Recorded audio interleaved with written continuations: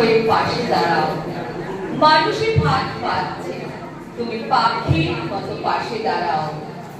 মানুষ বড় একলা, তুমি তাহার পাশে এসে দাঁড়াও। এসে দাঁড়াও, এসে দাঁড়াও এবং ভালোবেসে দাঁড়াও। মানুষ বড় কাঁদছে, তুমি মানুষ হয়ে পাশে দাঁড়াও। নমস্কার, শুভদিন। ভাষা দিবস উপলক্ষে আস্কৃতিকলা শিল্পীনাট্য গোষ্ঠী বাচিক সংস্থা নিবেদনে মনুষ্যত্ব, আবেগ, ভালোবাসা, মানবিকতা নিয়ে যেন সারা বছর থাকি মাতৃভাষায়। মনুষ্যত্ব আর মানবিকতার বন্ধনে আমরা প্রতিটি মানুষ যেন প্রতিটি মানুষের পাশে দাঁড়াই। ভাবনা ও নির্দেশনায় পরিবার প্রধানা শ্রীমতী অসীমা সরকার। ভাষা আন্দোলনকারী শহীদ ভাইদের মনুষ্যত্ব আর মানবিকতাকে সম্মান জানিয়ে আজ আমরা থাকবো কবিতা, গানে, গল্পে, নাচে, শুধুই আমাদের মাতৃভাষা নিয়ে, যে মাতৃভাষা আন্তর্জাতিক স্তরে আজ সকলের কাছে পরিচিত। তাদের আন্দোলনকে আরো সাফল্যমণ্ডিত করে তোলার জন্য আমাদের এই মাতৃভাষার চর্চা প্রতিনিয়ত অব্যাহত। কবি, সাহিত্যিক, লেখকেরা বিভিন্ন ধরনের লেখনী সৃষ্টির মাধ্যমে বাঁচিয়ে রেখেছেন আমাদের অত্যন্ত প্রিয় মাতৃভাষাকে। আমাদের সারা বছরের চর্চার সঙ্গী কেবলমাত্র আমাদের এই প্রিয় মাতৃভাষা বাংলা। প্রথমেই দেখে নেব কবিগুরুর লেখনীতে প্রায় চলে যাওয়া শীত ঋতু নিয়ে মাতৃভাষার সৌন্দর্য। ডাক দিয়েছে আয় রে চলে আয় আয় আয়, দাদা যে তার ধরেছে আর পাকা ফসলে বলি আয় আয় আয়।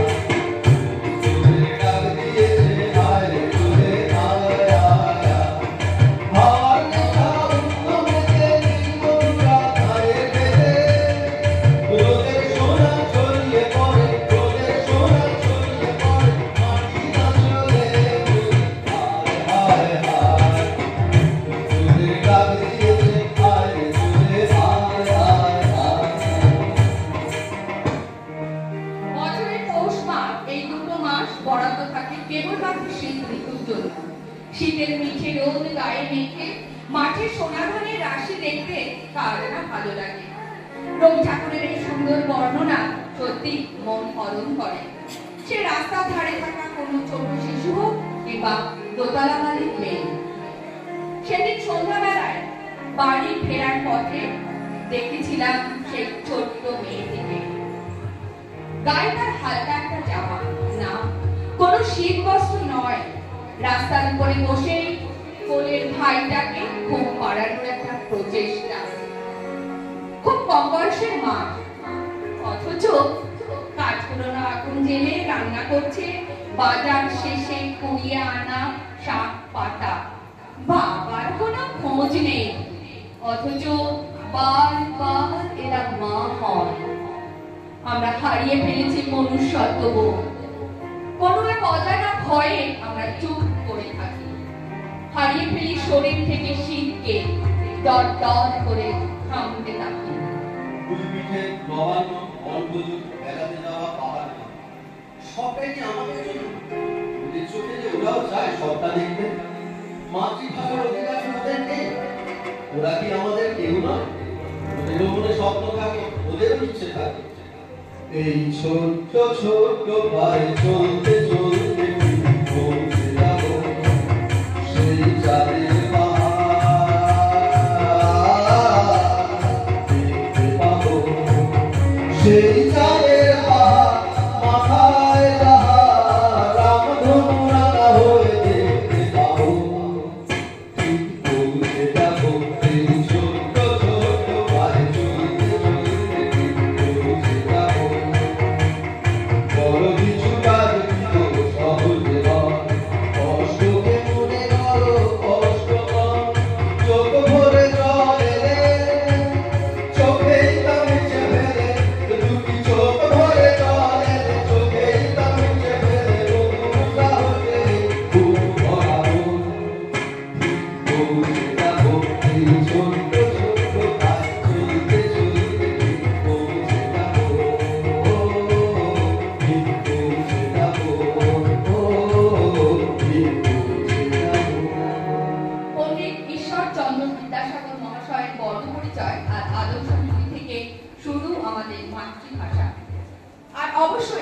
কবিগুরু রবীন্দ্রনাথ ঠাকুরের সহজ পাঠ। দুজনেই ছিলেন গরিবের পিতা, জনগণের ভগবান। ওনাদের ঠিক পরবর্তীকালে পেয়েছি আরো অনেক সাহিত্যিক, লেখক, কবি এবং বিভিন্ন গুণীজনকে, যাদের জন্য ক্রমাগত সমৃদ্ধ হয়েছে আমাদের মাতৃভাষা বাংলা। আরো পরবর্তীতে বিশিষ্ট অনেকে আমাদের আধুনিক সাহিত্যিক বা কবিরাও এসেছেন বাংলা ভাষাকে নিয়ে সুন্দর সুন্দর চর্চার মাধ্যমে তাদের সৃষ্টিকে দিয়েছেন ঢেলে। তাদের অবদান অনস্বীকার্য। আমরা কৃতজ্ঞ সকলের কাছে। ছোট্ট খোকা বলে অ আ, শেখে নিশে কথা অ আ। রস্যই বসে খায়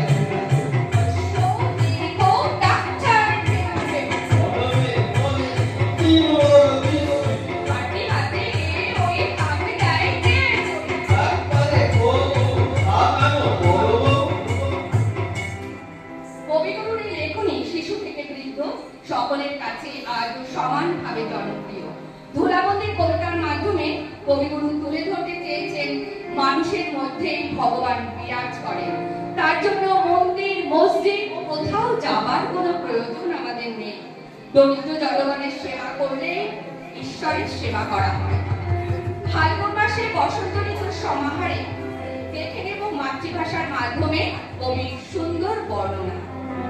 হাওয়ায় হাওয়ায় করেছি গান, তোমার হাওয়ায় হাওয়ায় করেছি গান, আমার আপুহারা প্রাণ আমার বাহুচ্ছে রাখা, তোমার হাওয়ায় হাওয়ায় করেছি গান, আমার হাওয়ায় হাওয়ায় হাওয়ায় হাওয়ায় করেছি গান, তোমার হাওয়ায় হাওয়ায় করেছি গান।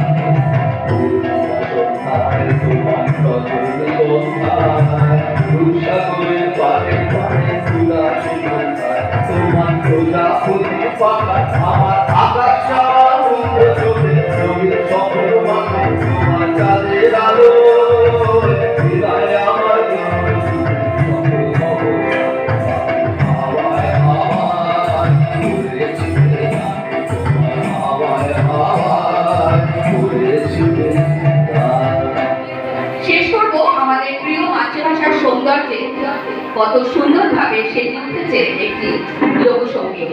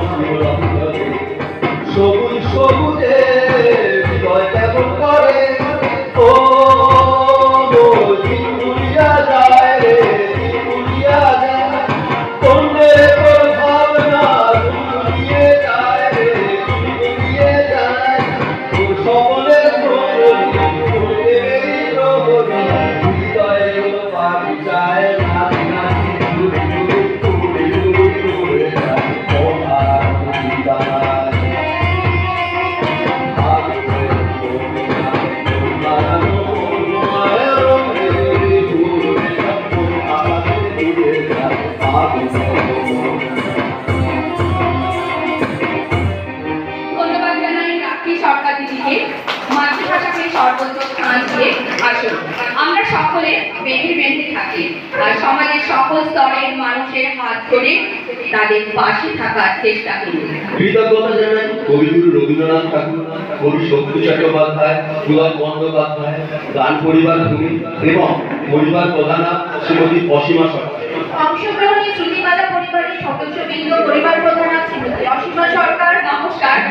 দাশগুপ্ত নমস্কার। এবং আমি শ্রীটিলা হালদার নমস্কার। নমস্কার, ধন্যবাদ, ভালো থাকবেন সকলে, আবার দেখা হবে। ধন্যবাদ।